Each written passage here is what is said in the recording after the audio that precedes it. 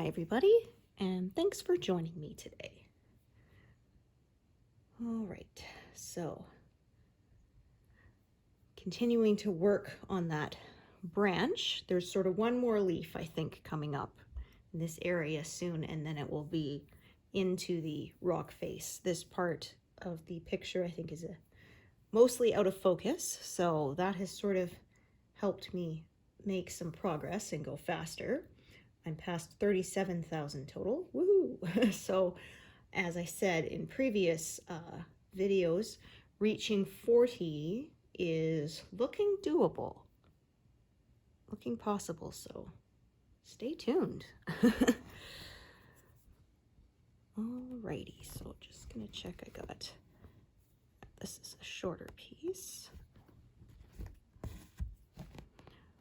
I apologize in advance. I may not talk as much, and I'm going to yawn a lot because I had a terrible night of sleep last night. So, I was using my anti-snoring mouthpiece, and they said that it could cause some slight jaw pain.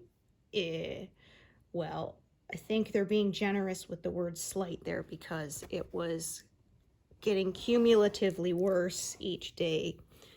And I was taking a bite of my sandwich and it hurt like crazy, my teeth and my jaw. And so unfortunately that just does not seem like it's going to be a good long-term solution for me. I have one more device on order called a tongue retainer, and it kind of almost looks like a pacifier kind of thing, but apparently it holds your tongue forward so that it doesn't fall back in your airway and you snore. So we'll see if that helps. I don't know if it will, because I find the weird thing is I actually snore less when I sleep on my back. Usually it's the opposite. People who they tell you sleep on your side, you're less likely to snore, but for me it seems opposite. But then I don't know. I've always been a bit contrary, so go figure. Anyway, I'm going to try that, and if that doesn't work, then I'm going to talk to my doctor about getting a CPAP, because that may be my only option at this point. I didn't really want to because they're not cheap. I don't know if my health coverage will cover it or not. I mean, I feel like it's something like they should, because like they say, snoring raises your risk of heart attack, stroke, lots of other stuff. So I feel like they should as like a preventative measure, but as we all know, they're not necessarily very forward-thinking sometimes. I mean, just like they said they would cover the anesthesiologist from my son's dental surgery, and then they didn't. Which, like I said, we could afford it. It wasn't the end of the world, but still kind of sucked. They first sent us a thing making it look like they were going to pay the whole thing, and then they paid less than half of it, and the anesthesiologist was on top of that. And yeah, because I think it was like $700 per tooth for wisdom tooth removal. He had all 4 of them, and then there was, of course, the other fees that come, like the anesthesiologist and stuff like that, and you know, the prescription meds they give you afterwards and all that.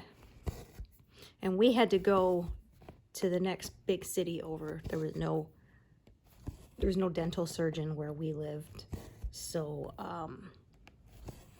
our practice referred us to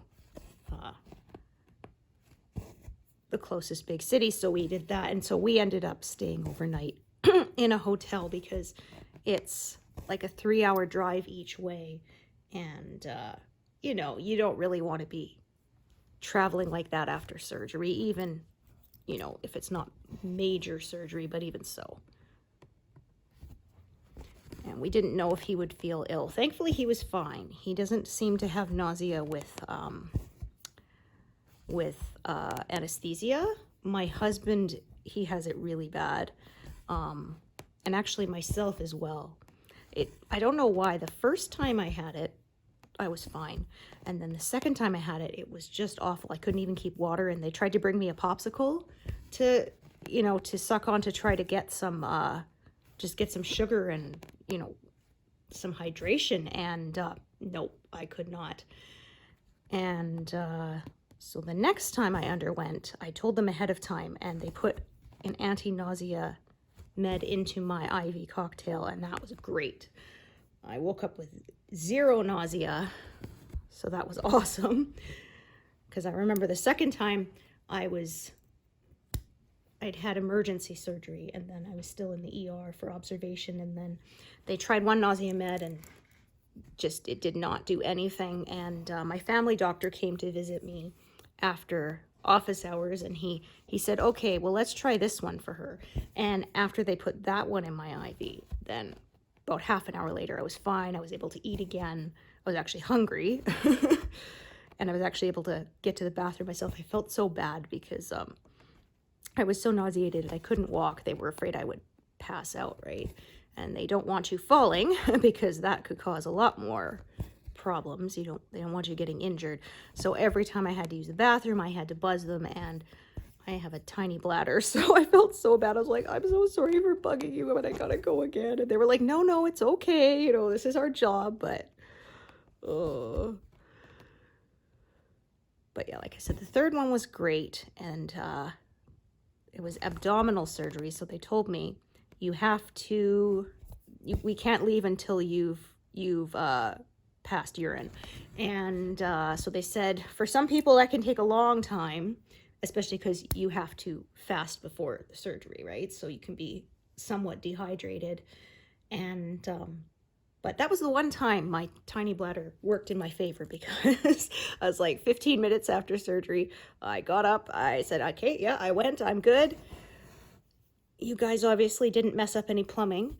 And they said, okay, then you can go. And so that was nice.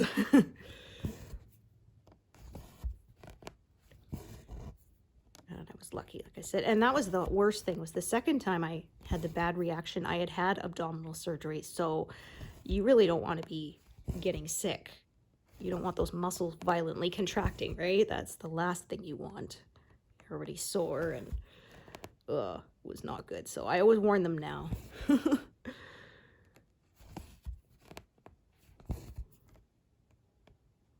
I bought anti-nausea medication for kiddo, and he didn't need it. But that's okay, because I ended up using it a few weeks later when I thought norovirus, because it was really bad, but it passed really quickly, and it was going around at the time, so I was pretty sure that's what I caught.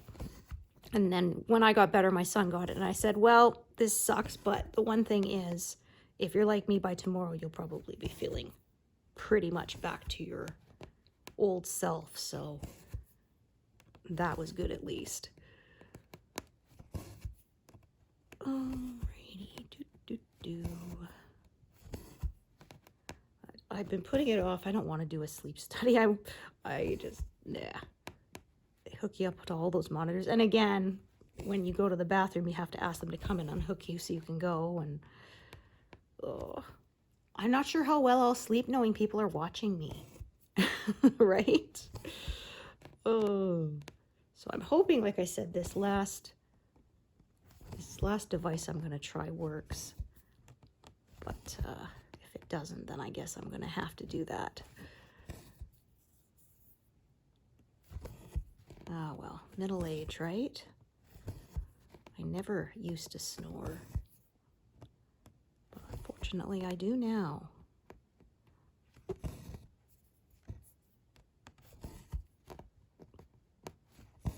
My grandpa was a super loud snorer. He sounded like a mooing cow, like in between the snorting sounds, he'd make this moaning sound, and that's exactly what he sounded like, was a cow. And I don't know how my grandma slept through it, because she was not hard of hearing at the time. He was the snore loud enough to rattle the rafters kind of thing. Ugh. My dad snores a bit too. So I guess it's in the genes, unfortunately.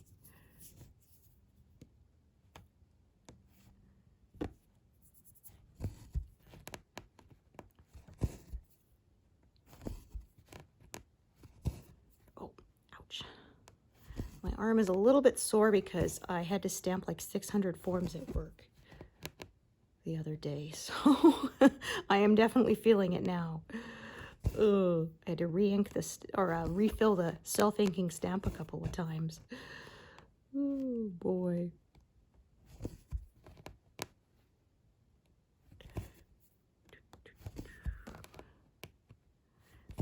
That means I shouldn't have to stamp any more X-ray or MRI requisitions for a long time now. It's stamping like the doctor's info so they know who's requisitioning it, where to send the results, that kind of thing.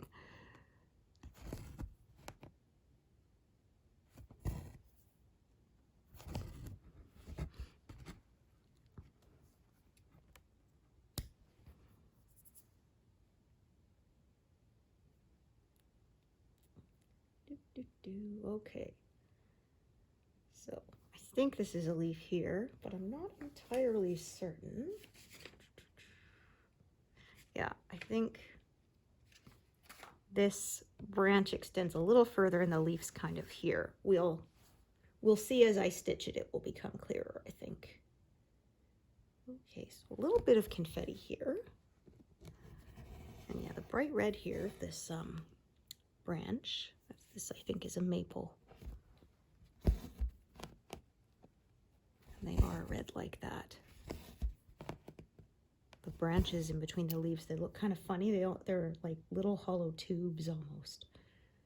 I always thought they didn't look natural when I was a kid.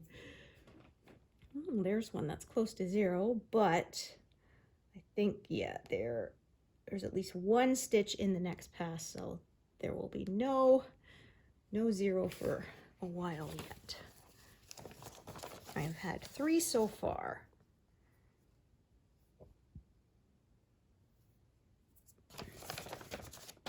Sooner than I thought I would be getting any 0s, so there's that. I usually don't get any in the very first pass, but I did this time.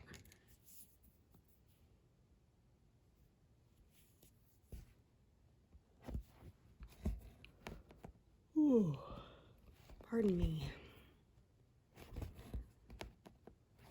So, my husband had to go out of town for work, but thankfully they should be coming home soon, so that'll be nice. Especially because it was not very expected. It wasn't planned. As I was saying, a guy at another location was moving to a new location and thought he was good to handle it on his own, and then when it actually came down to it, he discovered, okay, this is actually pretty intimidating. So I had to drive out to help him.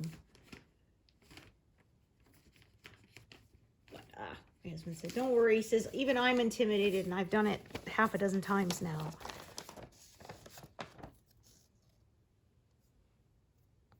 Gets easier each time, but yeah, first time's definitely a little nerve-wracking.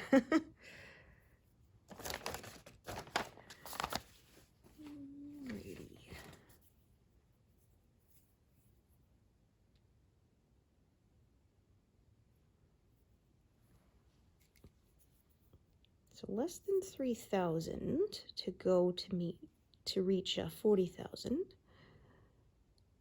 And as I said before, this area is starting to get to be bigger blocks of color, so I may even surpass that. Who knows? I didn't manage to make, I think I did 6,500 last month, so maybe I'll make up for it this month. All right, and then again, this is kind of this is a reddish orangish color. It's a bit brighter than I don't want it showing through the greens and yellows there. Put that envelope back before I forget about it.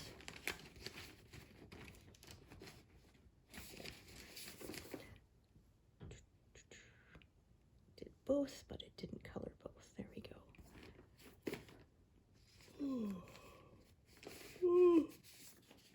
Oh dear. Oh yeah.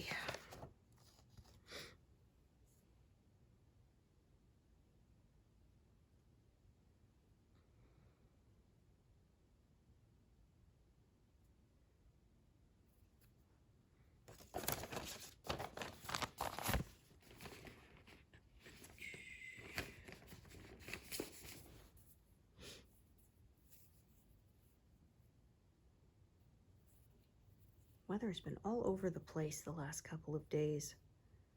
Blue sky, and then we had a thunderstorm for like 15 minutes, and then it cleared up and was blue sky again. It's just crazy. Oh.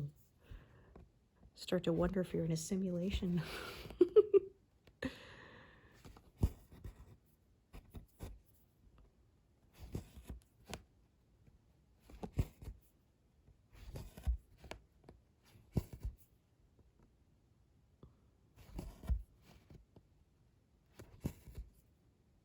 This is the stem here. And then, like I said, there's going to be one more leaf. And then it goes into the waterfall. And as I said, I might get to the first antler. We will see. The widest curve of it starts at 160, and this is 130 here. So it's possible.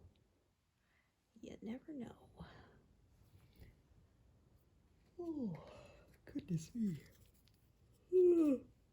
Oh. I tell you, I haven't slept that bad in a long time. Ugh.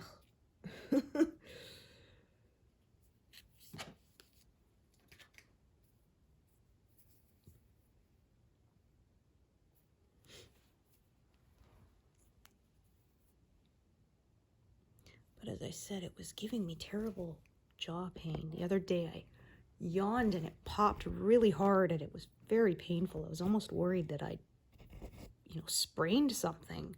So, I don't know. Maybe my teeth are more prone to moving because I did wear braces as a kid. And I think it's probably never quite the same once you've shifted them from their original positions, even if they were wrong. Yeah, I remember when I was getting it, like I say, they had no Invisalign when I was a teenager getting this done.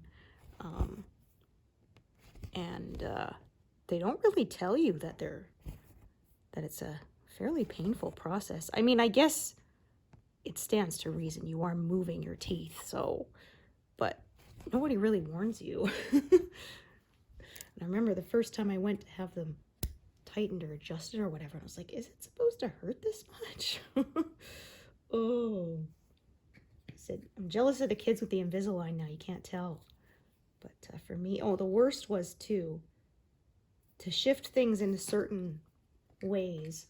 They would give you rubber bands, so they would have to add to your bracket a little hook kind of thing almost. Well, a ball, not actually a hook, but a little sort of, almost like a tow hitch for your truck kind of thing. A little tiny one kind of coming off the top of the bracket or whatever, or the bottom, depending whether it was your top or your bottom teeth. And then you'd have to hook these tiny little rubber bands around them. And that was really fun. Sometimes you were talking and they'd snap and go fly. It was like, oh my gosh, I'm so sorry. Or, when they break, it's like getting smacked in the lip with the rubber band, because, I mean, you are. Oh. And the worst was they had to correct my midline because my top front teeth and my bottom front teeth didn't line up. They were offset. And, I mean, I didn't care, but I guess that's an important thing. So that's what they were telling me they did. So I had one that it hooked onto one tooth and then traveled across the next tooth and then down to the teeth at the bottom across. So like right across the center of my mouth. And so I can't tell you how many people were like, do you have something in your teeth? And I'm just like, well, yeah, it's orthodontia. Oh, and you had to take them out when you were going to eat, the little rubber bands, and then put them back in. And I would take them out, and sometimes I'd forget about them. I'd leave them on the table or something, and my mom's like, oh, there's Gemma's little circles again. Oh. Yeah, you left your circles behind, she'd tell me. They were teeny. Like, they were rubber bands were about, like, the size of, like, the diameter of a pencil eraser. They had different sizes, too. Like, some of them were a little bit bigger, like about a straw. But it sort of depended on how much traction they had to put on it. And So I said, because my dentist is always like, wow, you always take such good care of your teeth. Like, I had braces as a kid. He's like, oh, yeah, okay. Because you put in that much pain and effort into getting them straightened. You are taking care of that. I can tell you that. I actually floss. And I mean, like, every day, not like the night before an appointment. It was funny because my husband, he said, you know, they ask you about your hygiene habits, and they asked, like, has anything changed? You know, do you floss more? And my husband's like, well, I flossed 4 times instead of twice, so I said I flossed twice as much. Technically, it was true. I told him, I said, I'm honest. I said, I probably floss about 5 nights a week. I said, I try to do it every night, but there are some nights I just don't remember until I'm lying back in bed and falling asleep. And then, oh, shoot, I didn't, you know, but I'm not getting up to do it now. I remember when I was a kid with the braces, and of course, because it had the brackets and wires, in order to floss your teeth, you had to loop it behind the wire and floss, and then pull it back out and loop it behind each time for each tooth. Oh, it was a big pain. They had these little floss threaders for them too. And they almost look like, you remember those things, the Topsy Tails that they made, was like a stick, and then it had like a round little loop on it to pull your hair through. And it looked like that, but it was really small and basically made out of like a fishing line kind of material. And so I remember I was away on my band trip, and my roommate, she saw them on the counter, and she's like, what are those?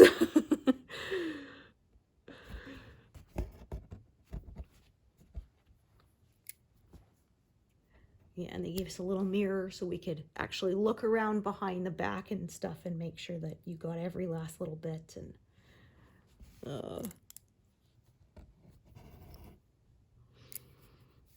so yeah, I was saying, kids these days, they have it lucky. The Invisalign, you can't really see them. I don't know if they're any less painful, but they're certainly more stylish. That was a technology actually that started with NASA. It was they wanted a material that they could still get infrared signals through it, but provided protection. So that clear plastic kind of coating that they developed, that was what they used it for. And then somebody got the idea that, hey, guess what? Maybe we could use these to, instead of traditional orthodontists. So I think if your teeth are really crooked, you might still have to go the old style, you know, brackets and wires, but most people don't have to anymore. I told my kid he was lucky he didn't end up needing braces. So bonus. My husband, he never had his teeth straightened, but they're a little bit crooked. And so we always said our kids are going to need glasses and braces, because both of us did. And if they don't, then bonus. So kiddo does need glasses, but thankfully didn't need braces.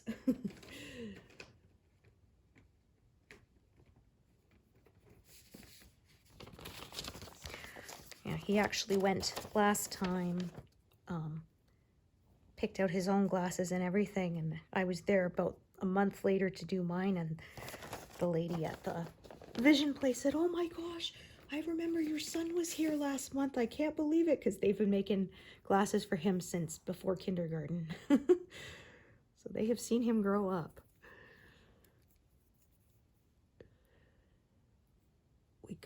We definitely went and got his eyes checked before he started kindergarten, because I said I probably needed glasses for at least a year before I actually got them in 2nd grade. I probably could have used them in grade 1 or maybe even kindergarten, and my parents just didn't. Which is funny, because again, they both wear glasses too. My mom all the time. My dad only needs them for driving and sometimes reading. But you know, you would think they would know that with those genetics, their kids are probably going to need them, but nope. It was only after that, because my teacher mentioned the kid next to me was getting sick of me asking him what was written on the board, because I couldn't see it clearly. And he complained to the teacher, and the teacher's like, you need to get her eyes checked. Because as a kid, you don't realize that there's something wrong with your eyes. You think everybody sees it as blurry. you have no idea what it's supposed to look like, you know? I remember there was a book I read and the kid had basically a blind spot in one eye, and parents were just like, why are you so clumsy? Because he was walking into things. And it wasn't until he was like being treated for stitches for having walked into something again that the doctor suddenly kind of went, okay, tell me when you can see my finger, and discovered that, yeah, she basically had no peripheral vision in one side. And parents had no idea, and again the kid had no idea, because I guess they thought that's how everyone sees. I don't know if it's still required reading anymore, but I loved the book from Anna because she was a girl who needed glasses. And so I really related to her because she can't see the print. It looks like little wiggling bugs, and she waits for someone else to mention it because she doesn't want to be the one to say it. So again, nobody knows that she can't see, and she doesn't know because she thinks that's the way it is for everyone. Like, she couldn't thread a needle because she couldn't see the eye in it, and her mom would always be like, what are you talking about? Threads the needle immediately. And so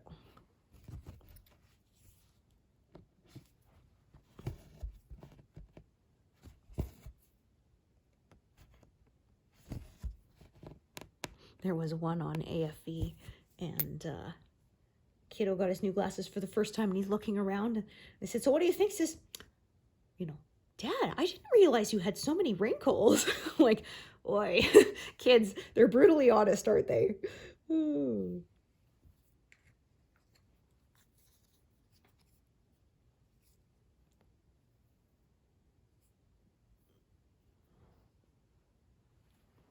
Okay, just gonna take a look at this thread here. The length of that will determine. Okay, yeah, I had a feeling it was not very long. Okay, just looking at what I've got available. Okay, so I'm gonna have 2 threads, technically almost kind of 3 for a bit. Let's see what I mean.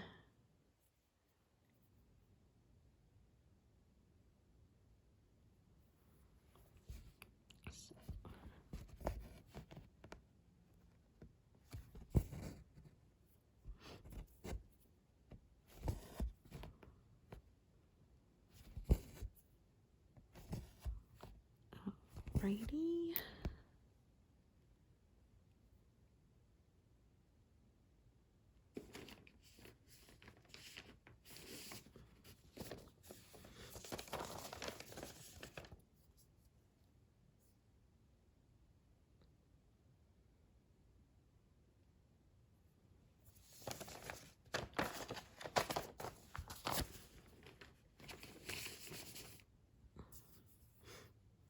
But anyway, I was saying in that book, yeah, she gets shocked. She can see there are little moons in her nails, and the hairs on her blanket she didn't realize.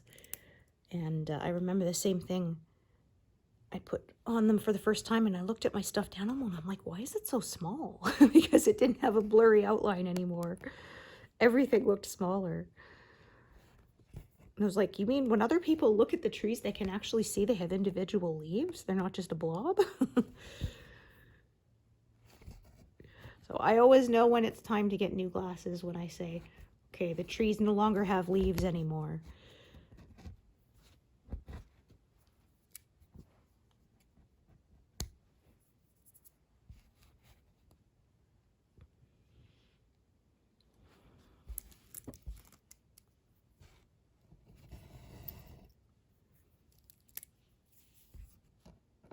All right, so hug that edge there.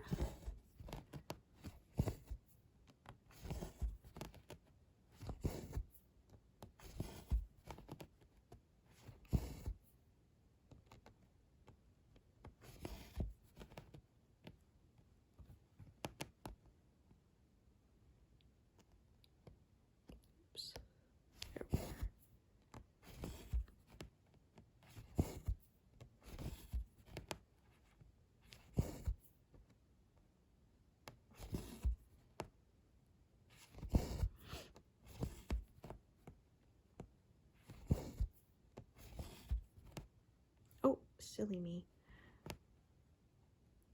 I forgot to do these here. Told you I was tired, and I bet some of you are like, what are you doing?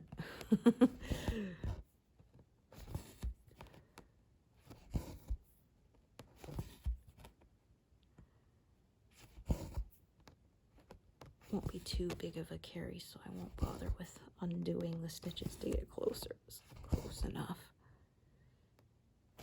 The back won't be perfectly neat, but I don't worry about that. I saw one where someone showed the back of their work and it just looked like a mirror image of the front. It was incredible.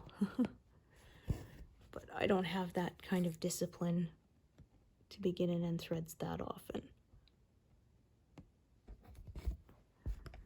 There was one actually who said they never carry more than 3 stitches away, and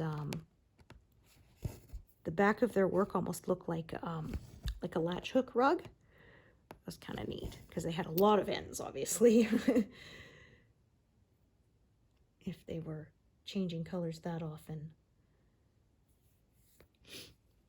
All right.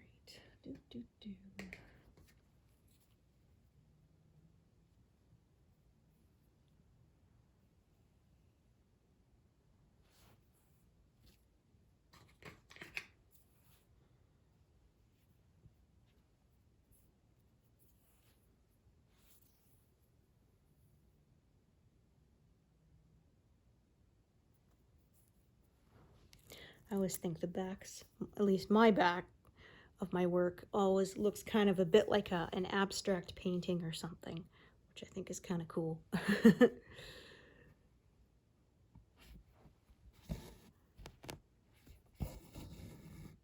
It's almost kind of fuzzy, less defined.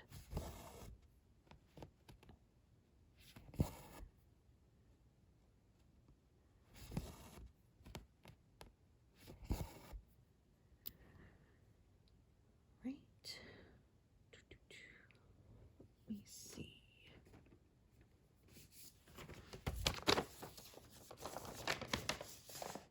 Oh, this one is already out. Oh yeah, there it is. Silly.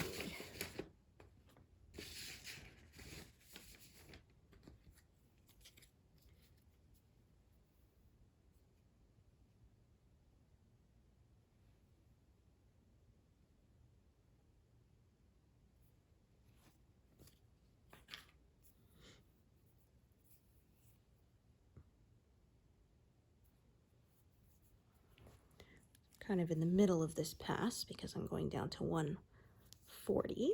This is 110 here, so.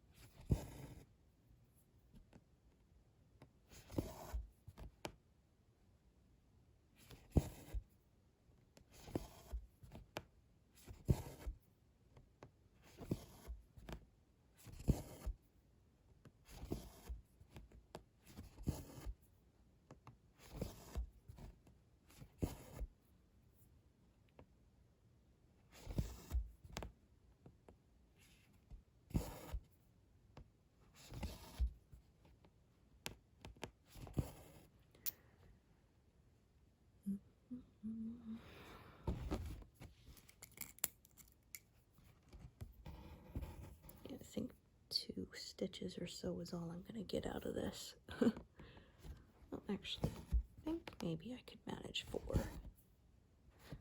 So do these, and then the next one I can start from the other side with a new thread.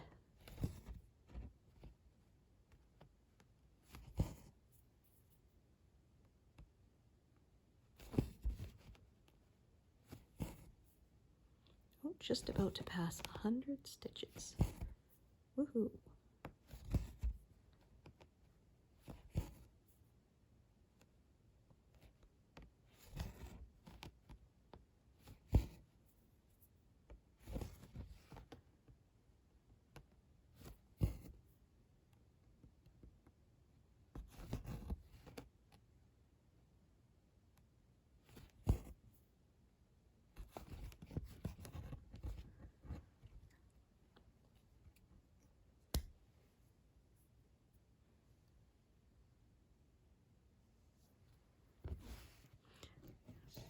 That one, yeah, that's a fairly long one there.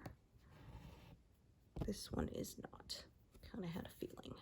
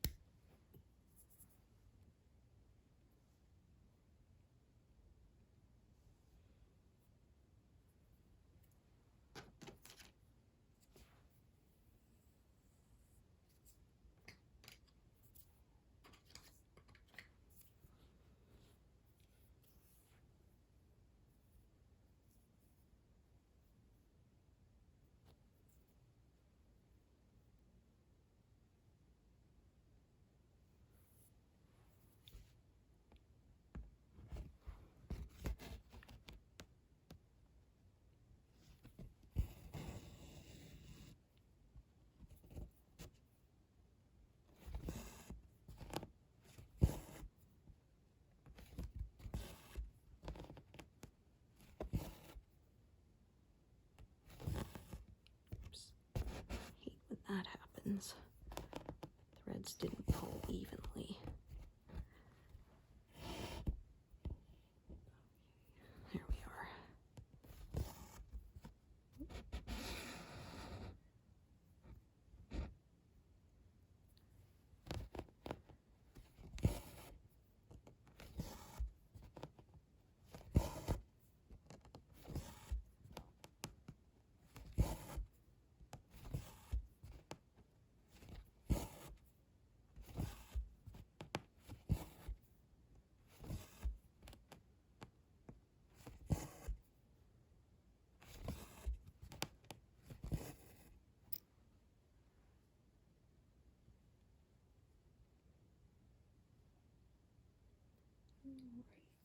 this color out yet?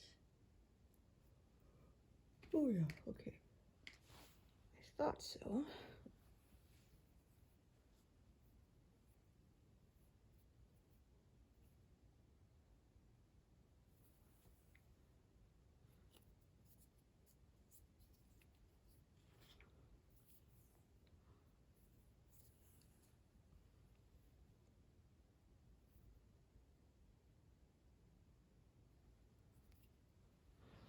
So I'll probably work to around this line here, and then I'll keep working across and then drop down. Could continue working downwards and then across, either way would be fine.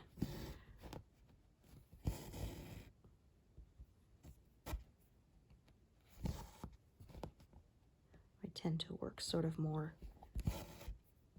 out to the side rather than up and down like that, so, but it really just depends on my mood and how the colors go.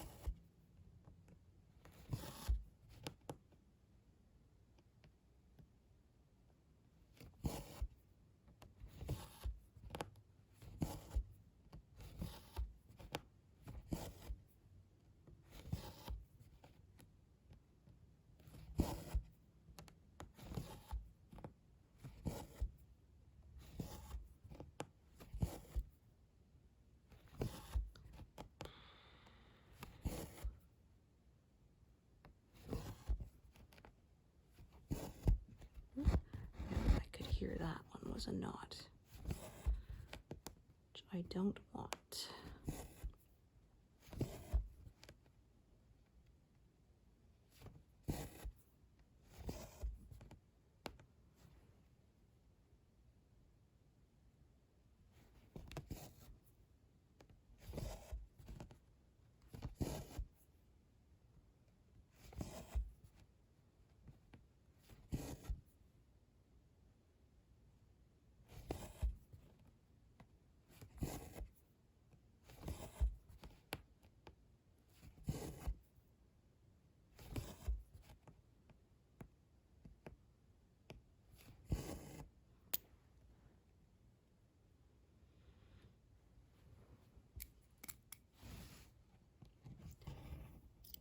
I will stitch this and downwards. I'll probably put a different strand there. I think I have a short one.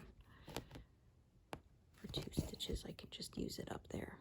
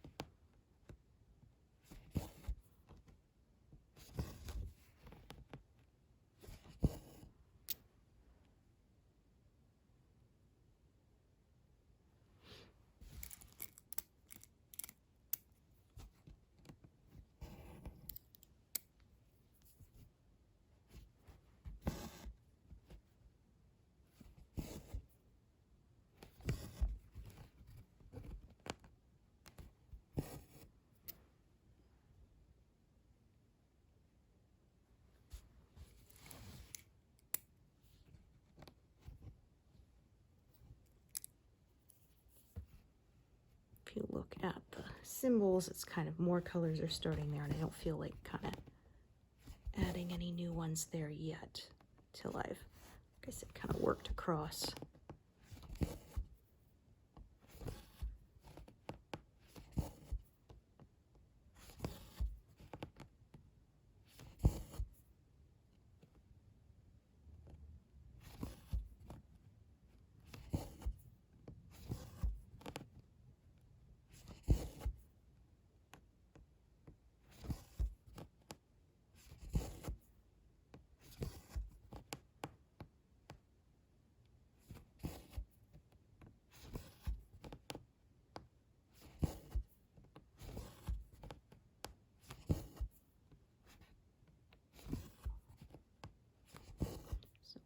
because of that, I will unthread this one.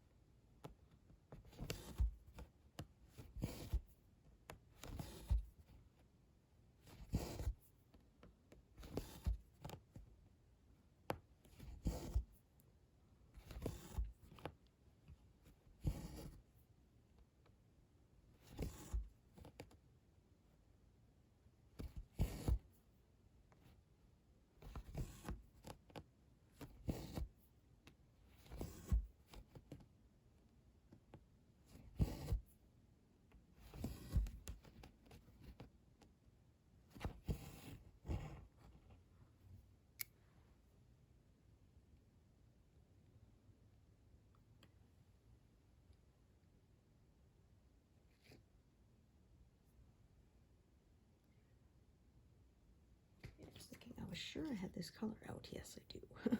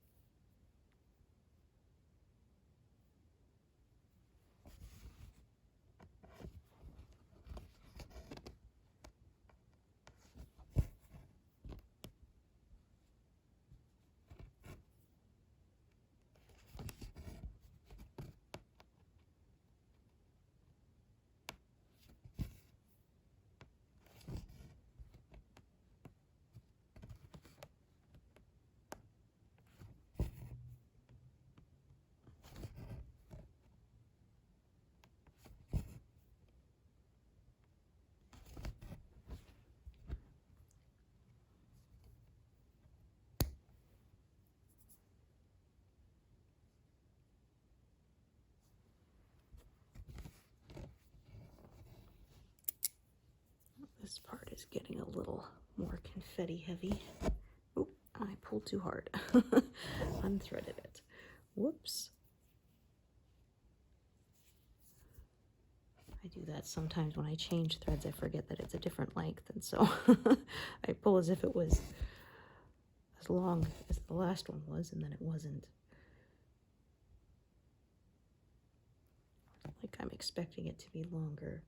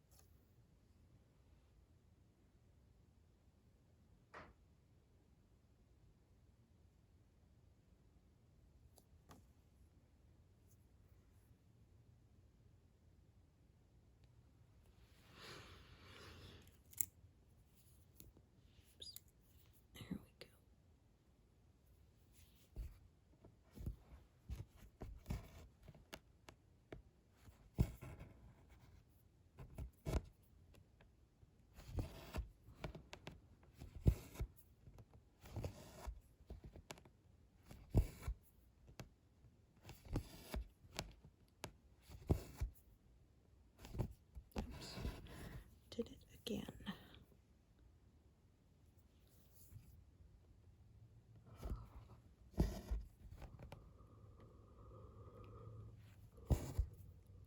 Oh my goodness, pardon me.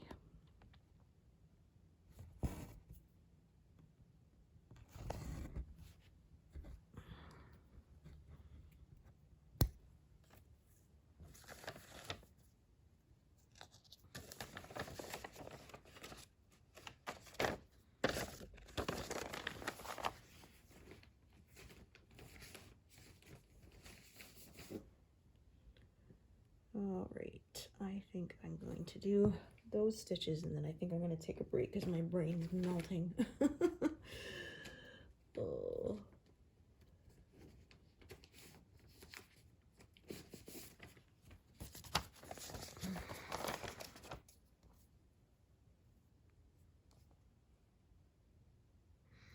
I force myself to keep stitching. I'm gonna mess it up. And I really don't like pulling out stitches, so I'd rather take a break, get up and maybe go for a walk and get my circulation going, something like that. Wake myself up a bit.